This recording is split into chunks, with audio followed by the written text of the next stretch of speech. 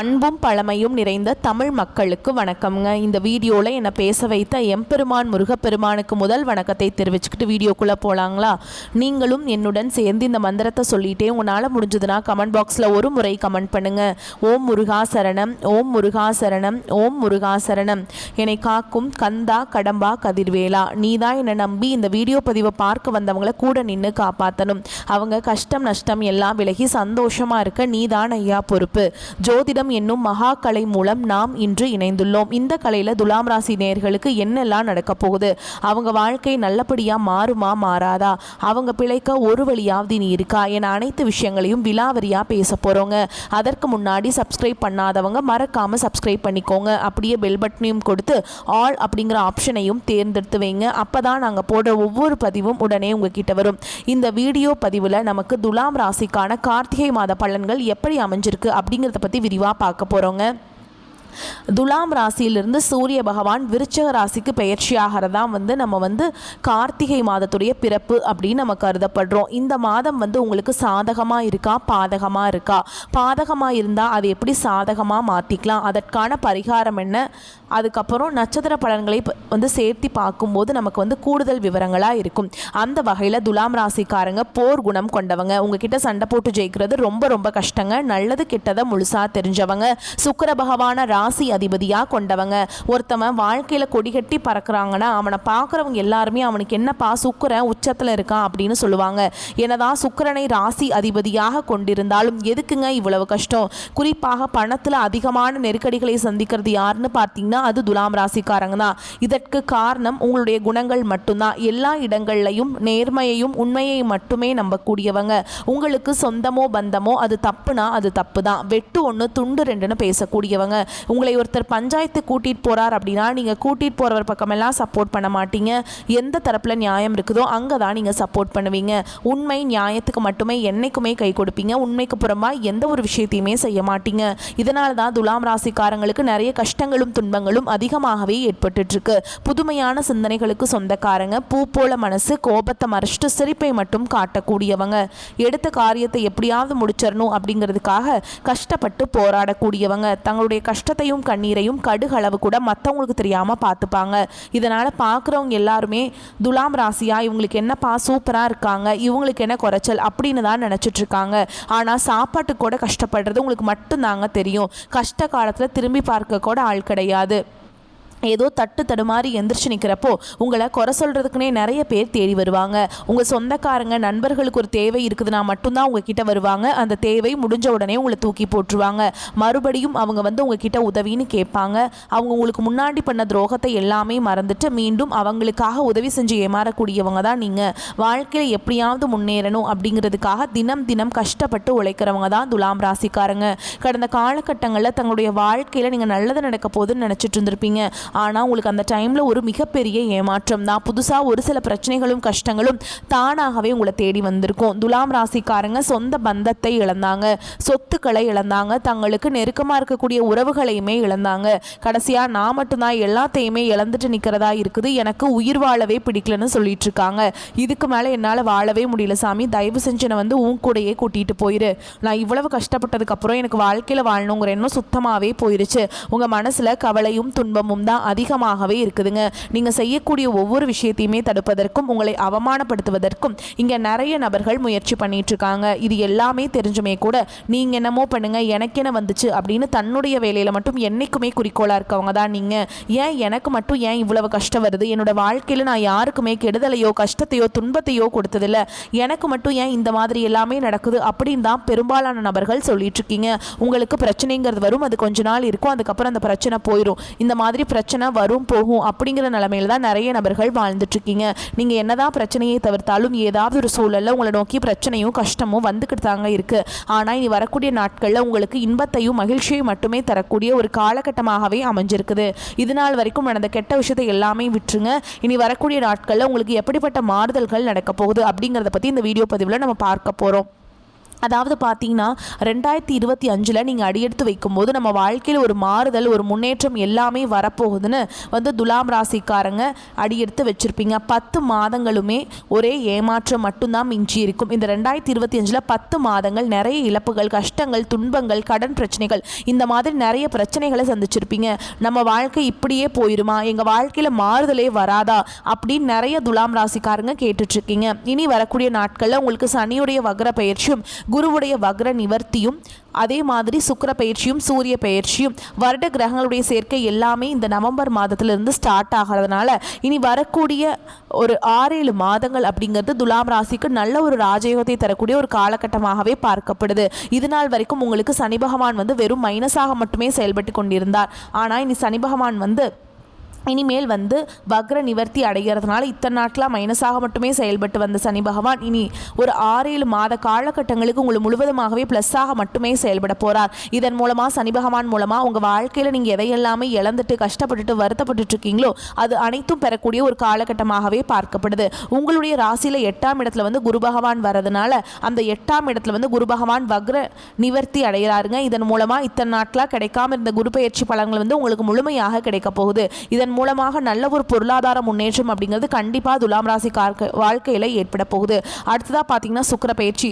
சுக்கிரனை ராசி அதிபதியாக கொண்டது யாருன்னு பார்த்தீங்கன்னா நீங்களும் ரிஷபராசிக்காரங்க மட்டும்தான். ஏன்னா சுக்கிர பகவான் பார்த்தீங்கன்னா ரிஷபராசி வீட்டிலேருந்து மிதுன ராசிக்கு வந்திருந்தாரும். அந்த கட்டத்தில் பார்த்தீங்கன்னா ஒரு 3 மாதம் மேலே ஆயிடுச்சுங்க. ஆனால் இன்னுமே பார்த்தீங்கன்னா உங்களுக்கு இதனுடைய பலன்கள் கிடைக்காம இருக்குது. ஆனால் இப்போ இந்த நவம்பர் மாதத்திலேருந்து ஒட்டுமொத்த சுக்கிர பயிற்சியோட பலன்களும் பார்த்தீங்கன்னா ரிஷபராசிக்காரங்க அவங்களுக்கும் உங்களுடைய துலாம் ராசி நீங்களும் முழுமையாக அனுபவிக்க போறீங்க. சரிங்களா? நல்ல ஒரு உச்சத்திற்கே போகக்கூடிய வாய்ப்புகள் கூட பார்த்தீங்கன்னா துலாம் ராசிக்காரங்களுக்கு இருக்க போகுதுங்க. கடந்த காலகட்டங்களில் நல்ல ஒரு வேலைங்கிறது கிடைச்சிருக்காது. ஏதோ ஒரு கிடைக்கிற வேலைக்கு ஒரு 10,000 சம்பளத்துக்கோ 15,000 சம்பளத்துக்கோ பிடிக்காத ஒரு வேலையை குடும்ப கஷ்டத்துக்காக வேறு வழியே இல்லாமல் செஞ்சுட்டு இருந்திருப்பீங்க. ஆனால் இனி வரக்கூடிய நாட்களில் நீங்கள் படித்த படிப்புக்கு ஏற்ற மாதிரியும் உங்களுக்கு பிடிச்ச மாதிரியும் நீங்கள் ஒரு அரசாங்க வேலைக்கு ட்ரை பண்ணாலும் சரி, இல்லை ஒரு ஐடி ஜாபோ, ப்ரைவேட் ஜாபோ, பேங்க் ஜாபோ, நீங்கள் எங்கே வேலைக்கு ட்ரை பண்ணாலும் அந்த ஜாப் அப்படிங்கிறது உங்களுக்கு நிச்சயமாக கிடைக்க போகுதுங்க. கோர்ட்டு கேஸுன்னு ரொம்ப நாட்கள் அலைஞ்சிட்டு இருக்க நபர்களுக்கு விரைவில் உங்களுக்கு சாதகமாக தீர்ப்பு வரும். சொத்து பிரச்சனையும் உங்களுக்கு சாதகமாகவே முடியும். சனி பகவானுடைய பார்வை உங்களுக்கு நேரடியாகவே இருக்குது.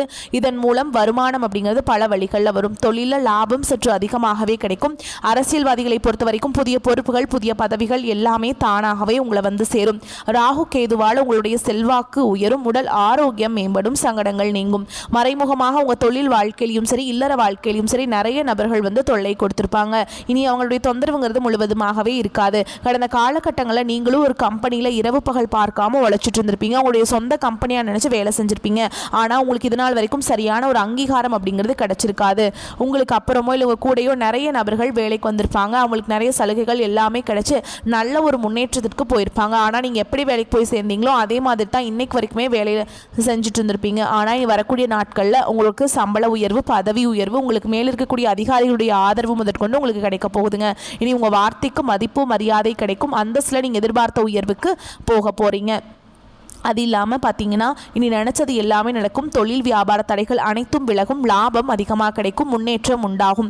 வரவேண்டிய பணம் விரைவில் கைக்கு சேரும். குடும்பத்தில் நெருக்கடிகள் விலகும். செல்வாக்கு அந்தஸ்து உயரும். வெளிநாட்டு முயற்சிகள் வெற்றியை தரும். தெய்வ சிந்தனை அதிகமாகும். பெரியோர்களுடைய உதவிகள் கிடைக்கும். உறவுகளில் இருந்த சண்டை சச்சரவு முழுவதுமாகவே விலகும். புதிய நண்பர்கள் உங்களுக்கு உதவி செய்வாங்க. தொழிலில் ஏற்பட்ட நெருக்கடிகள் நீங்கும். முடங்கி கிடந்த நிறுவனங்கள் மீண்டும் இயங்கும். வியாபாரத்தில் எதிர்பார்த்த லாபம் கிடைக்கும். புதிய தொழில் தொடங்க கூடிய முயற்சிகள் கண்டிப்பாக உங்களுக்கு வெற்றியை தரும். கடந்த காலகட்டங்களில் திருமண நிலை அப்படிங்கிறது பார்த்தீங்கன்னா துலாம் ராசிக்காரங்களுக்கு நிறைய பிரச்சனையும் சிக்கலையும் மட்டுமே பெரும்பாலும் சந்திச்சிருப்பீங்க. இதில் குறிப்பாக பார்த்தீங்கன்னா பெண்களுக்கு ஏதாவது ஒரு வகையில் எளிமையாக திருமணம் அப்படிங்கிறது அடைஞ்சிருது. ஆனால் ஆண்கள் தான் ரொம்ப ரொம்ப பாவம். ஏண்டா துலாம் ராசியில் பிறந்தோம், வேற ஏதாவது ராசியில் பிறந்திருந்தா கூட இந்நேரத்துக்கு திருமணமாவது அடைஞ்சிருக்குமே அப்படின்னு தான் நிறைய நபர்கள் சொல்லிட்டு இருக்கீங்க. கண்டிப்பாக வரக்கூடிய ஒரு 6 மாதங்களுக்குள்ள நீங்கள் எதிர்பார்த்த மாதிரியே நல்ல ஒரு வாழ்க்கை அப்படிங்கிறது விரைவில் உங்களுக்கு அமைய போகுதுங்க. வாழ்க்கை துணையை இழந்த துலாம் ராசி ஆண்களோ பெண்களோ அடுத்து 2வது திருமணம், அதாவது மறுமணம் பண்ணலாமா வேண்டாமா அப்படிங்கிற ஒரு மிகப்பெரிய குழப்பத்தில் இருப்பீங்க. அப்படி 2வது திருமணம் பண்ணும்போது சொந்தக்காரங்க தப்பா பேசிடுவாங்களா, ஊர்க்காரங்க தப்பா நினைச்சிருவாங்களா, அவங்க என்ன நினைப்பாங்க, இவங்க என்ன நினைப்பாங்க அப்படின்ட்டு நிறைய நபர்கள் 2வது திருமணத்தை பற்றி யோசிக்காம இருக்கீங்க. இப்போ இருக்கக்கூடிய பொருளாதார சூழலும் இப்போ இருக்கக்கூடிய காலகட்டத்தையும் வச்சு பார்க்கும்போது ஒரு சிங்கிள் பேரண்டால் இந்த சொசைட்டியில் சர்வே பண்ணுறது ரொம்ப ரொம்ப கஷ்டங்க. நீங்கள் எதிர்பார்த்த மாதிரியே நல்ல ஒரு மறுவாழ்க்கை அப்படிங்கிறது விரைவில் உங்களுக்கு அமையும். குழந்தை பாக்கியத்துக்காக எங்கே துலாம் ராசி நேயர்கள் பார்த்தீங்கன்னா எங்களுக்கு மேரேஜ் ஆகி 3 வருஷம் ஆகுது சாமி, 5 வருஷம் ஆகுது, 8 வருஷம் ஆகுது, நாங்களும் போகாத ஹாஸ்பிட்டல் இல்லை, பார்க்காத ட்ரீட்மெண்ட் இல்லை, வாரத்தில் 3 நாள் முருகன் கோவிலுக்கு போய் வழிபாடு செஞ்சுட்டு வந்துட்டுருக்கோம், ஆனால் எங்களுக்கு குழந்தை பாக்கியமே இல்லை சாமி அப்படின்னு நிறைய நபர்கள் சொல்கிறீங்க. கண்டிப்பாக வரக்கூடிய ஒரு 6 மாதங்களுக்குள்ள உங்களுக்கு வருட கிரகங்களுடைய மாற்றங்கள் எல்லாமே இருக்கிறதுனால விரைவில் உடல் சார்ந்த பிரச்சனைகள் அனைத்தும் முழுவதுமாக நிவர்த்தியாக போதுங்க. பிரிந்திருக்கக்கூடிய கணவன் மனைவி எல்லாமே பார்த்தீங்கன்னா டிவோர்ஸ்க்காக அப்ளை பண்ணிட்டு வெயிட் பண்ணிட்டு இருப்பீங்க. அப்படி இல்லைனா சண்டை போட்டு தனியாக பிரிஞ்சு வாழ்ந்துட்டு இருப்பீங்க. நீங்கள் மீண்டும் ஒரு முறை நேரில் சந்தித்து பேசக்கூடிய வாய்ப்பு கிடைக்கும் பட்சத்தில் கண்டிப்பாக டிவோர்ஸ் எல்லாமே கேன்சல் பண்ணிட்டு இருவரும் ஒன்றாக இணைந்து வாழ்வீங்க.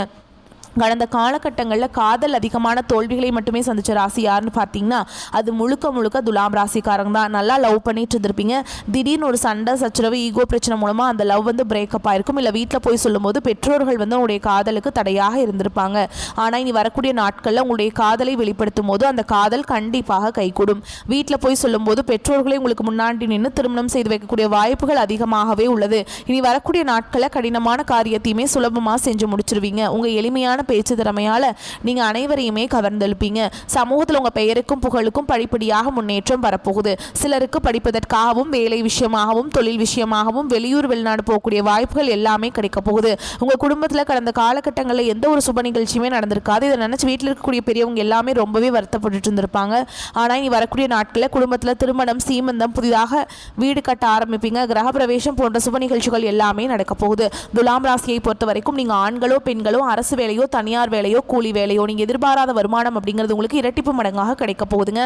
சேமிப்பு அப்படிங்கிறது பல மடங்காக உயரப்போகுது. இதன் மூலமாக கடந்த காலகட்டங்களில் ஏற்பட்ட கடன் பிரச்சனை அனைத்தும் வரக்கூடிய நாட்களில் முழுவதுமாக நிவர்த்தியாக போகுது. இனி உங்களுடைய வளர்ச்சியை கண்டு உங்களுடைய குடும்ப உறவுகள், நண்பர்கள், சொந்தக்காரங்க இவங்களே உங்களுக்கு எதிரிகளாகவும் துரோகிகளாகவும் மாறக்கூடிய வாய்ப்புகள் அதிகமாகவே உள்ளது. தவறான உறவு, தவறான நபர்கள் என்று தெரிந்தால் அந்த நபர்களை விட்டு உடனடியாக துலாம் ராசிக்காரங்க சிறிது நாட்கள் விலகி இருப்பது ரொம்ப ரொம்ப நல்லதுங்க. துலாம் ராசியை பொறுத்த வரைக்கும் இப்படிதான் இருக்க போது உங்களுடைய பொது பலன்கள். இப்போ நம்ம விரிவான நட்சத்திர பலன்களை பார்க்குறப்போ தெளிவு கிடைக்கும்.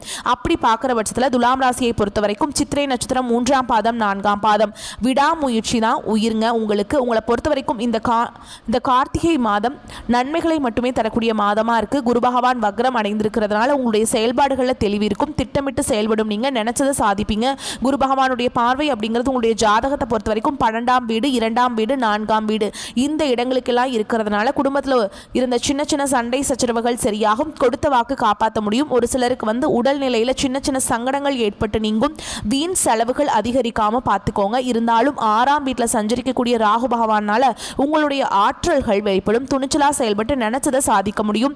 அலுவலகம், வியாபாரம் இந்த மாதிரியான இடங்கள்ல உங்களுக்கு இருந்த தொந்தரவுகள் விலகும். உடல்நிலையில் இருந்து வந்த பாதிப்புகள் நீங்கும். வழக்கு, விவகாரம், கோர்ட்டு கேஸ்ன்னு அலைஞ்சிட்டு இருக்கீங்க அப்படின்னா அந்த வழக்குகள் எல்லாமே உங்களுக்கு சாதகமாகும். விரயஸ்தானத்தில் கேது சஞ்சரிக்கிறதுனால வரவு செலவுகளை மட்டும் கொஞ்சம் கவனமா இருக்கணுங்க. எக்காரணத்தை கொண்டும் துலாம் ராசி சேமிக்க மட்டும் மறந்துடாதீங்க. ஒரு சிலர் குடும்பத்தோடு கோயிலுக்கு சென்று பழைய வேண்டுதலை நிறைவேற்றிட்டு சந்தோஷப்படுவீங்க. சப்தம ஸ்தானத்தில் சனி பகவானுடைய பார்வை இருக்கிறதுனால நண்பர்கள் கிட்ட, வாழ்க்கை துணை கிட்ட ரொம்பவே இணக்கமான சூழல் நிலவும்.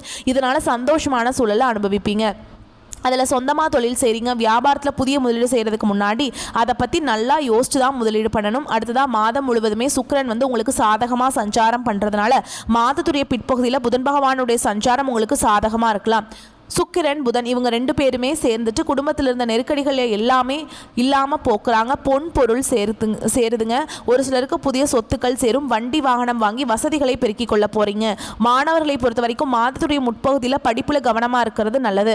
அரசியல்வாதிகளை பொறுத்த வரைக்கும் சாதகமான காலகட்டம். மேலிடத்துல எந்த ஒரு குற்றம் குறையுமே உங்களை நெருங்க விடாமல் பார்த்துக்கோங்க. எல்லாமே கவனமாக இருங்க. யாருக்கும் வாக்கு கொடுக்கக்கூடாது. அதே மாதிரி தொண்டர்களுடைய செயல்பாடுகளுக்கு ஆதரவு கொடுங்க. விவசாயிகளை பொறுத்த வரைக்கும் சாதகமான காலகட்டம் தான். இருந்தாலும் விளைச்சல கொஞ்சம் கவனமா இருங்க. உங்களை பொறுத்த வரைக்கும் சந்திராஷ்டமம் நாட்களில் எங்கும் கவனம், எதிலும் கவனம். இதுவே அதிர்ஷ்டம் தரக்கூடிய நாட்கள்னு பார்த்தோம்னா நவம்பர் மாதத்தில் 24, 27, டிசம்பரில் 6, 9, 15 இந்த நாட்களில் சுப நிகழ்ச்சியுடைய தொடக்கத்துக்கு பயன்படுத்துங்க. இந்த நாளில் நீங்கள் செய்யக்கூடிய வேலைகள் பல மடங்கு நன்மைகளை கொண்டு முடியும். உங்களை பொறுத்த வரைக்கும் பரிகாரம் அப்படிங்கிறது ராஜராஜேஸ்வரியுடைய வழிபாட்டினால வாழ்க்கையில் வளம் உண்டாகும். அடுத்ததா சுவாதி நட்சத்திரம். சத்தம் இல்லாமல் வெற்றி பெறக்கூடிய உங்களுக்கு கார்த்திகை மாதம் முன்னேற்றத்தை தரக்கூடிய மாதமாக இருக்குங்க. உங்களுடைய நட்சத்திரநாதன் ராகு பகவான் 6ஆம் இடத்துல சஞ்சரிக்கிறதுனால உங்களுக்கு இருந்த நெருக்கடிகள் அல்லது எவ்வளவு பெரிய நெருக்கடியாக இருக்கட்டும் அதிலிருந்து வெளியே வர முடியும். வருமானம் அதிகரிக்கும். தொழிலில் இருந்த போட்டியாளர்கள் விலகி போவாங்க. உடல்நிலையிலிருந்து வந்த பாதிப்புகள் விலகும். நினைச்ச வேலையை நினைச்ச மாதிரியே நடத்தி முடிக்க முடியும். வெளியூர் பயணம் உங்களுக்கு லாபத்தை கொடுக்குங்க. வழக்குகள் சாதகமாக இருக்கும். நினைச்சதை சாதிக்கக்கூடிய சூழல் ஏற்படும். இருந்தாலும் 5ஆம் இடத்துல வரக்கூடிய சனி பகவான் உங்க ராசிக்கு சப்தமஸ்தானம், லாபஸ்தானம், குடும்பஸ்தானத்தை பார்க்கறதுனால பண வரவுல கவனமா இருங்க. வரவுகள் இருக்கும்.